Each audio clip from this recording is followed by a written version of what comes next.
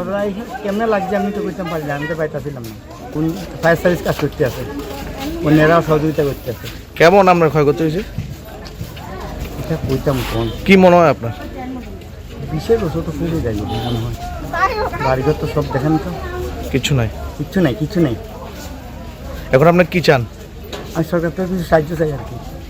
আজকে হঠাৎ করে আগুন লাগে চতুর্দিকে ছড়ি হচ্ছে, সেকেন্ডের মধ্যে এরপরে পুরাটা আগুনে লেলিয়ান শিখে পুরা গ্লাস কিনা সব সর্বশান্ত হয়ে গেছে।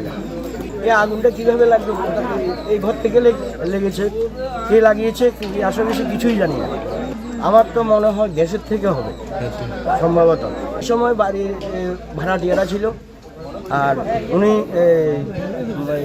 বাড়ির মার্কিন অন্য কাজে ব্যস্ত ছিল। মনে হয় আনুমানিক প্রায় 10 লাখ টাকার উপরে। আমরা গ্রামবাসী হিসাবে চাই সবাই মিলে যাতে সরকারের কাছে একটু আবেদন করি, যাতে এরা থাকার ব্যবস্থা করে দেন, এরপরে আর্থিক কিছু সহযোগিতা করেন। কিঙ্কর সাহা পেশায় বন্ধ করে চা দোকান করেন। চা দোকান। ইলেকট্রিক তো ওই দিন তো রাস্তা ছোটো রাস্তা গাড়ি ঢুকাইতে পারে না, রাস্তা গাড়ি ঢুকাইতে পারছে না। ইলেকট্রিক হলো আমরা যখন ফায়ার করে আসি তখন আমরা কাজ করতে যদি ইলেকট্রিকটা থাকে বা জলমাইতে আমাদের প্রচণ্ড সমস্যা হয়। অসুবিধার তখন তারা যদি ইলেকট্রিক লাইনটা যদি ফোন করবার সঙ্গে সঙ্গে কাটি দেয়, তাহলে আমরা জলমাইতে আমরা মানে আরাম হয়, ভালো হয়।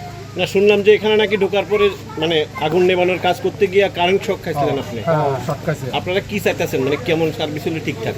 আমি চাইতে আছি ইলেকট্রিক ফোন করবার সঙ্গে সঙ্গে তারা যেন কারেন্ট কাটি দেয় ওই এলাকার ওই এলাকা কারেন্ট কাটি দেয়, তাহলে আমরা কাজ করতে ভালো হয়। তো এখানে যে কাজ আজকে আগুনটা লাগছে কোন জায়গাতে? লাগছে সাতপুরা কিঙ্কর সার বাড়িতে। এই যে একটা বিধ্বংসী আগুন, এক সময় দেখলাম যে আপনাদের হাতে ওয়াটার গান, আবার আরেক সময় দেখলাম এলাকার যুবকদের হাতে।